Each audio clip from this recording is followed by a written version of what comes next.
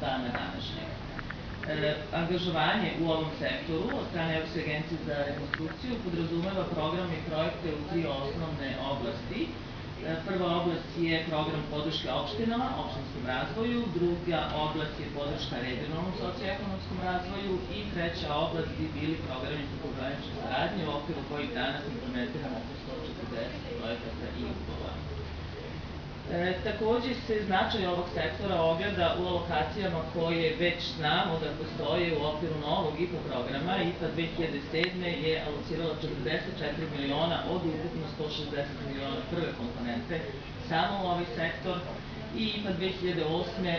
Vlada je predložila u toku usvajanja od strane Evropske komisije 45 miliona samo u oblast opštinske infrastrukture.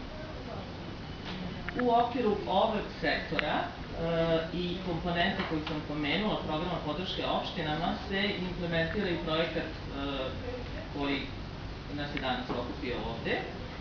I ovaj projekat koji nazivamo program podrške opštinskoj infrastrukturi sadrži 3 osnovne komponente. Prva komponenta je podrška transformacije javnih komunalnih preduzeća, druga komponenta je programiranje i priprema projekata i treća finansiranje i implementacija samih opštinskih infrastrukturnih projekata.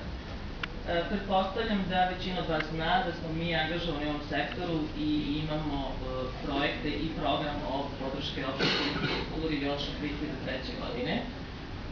U okviru tog prethodnog programa koji je završio pre par meseci, koji se zvao program podrške opštinskoj agenciji za lokalnu infrastrukturu, smo uradili dosta koraka u podršci transformacije javnih komunalnih preduzeća.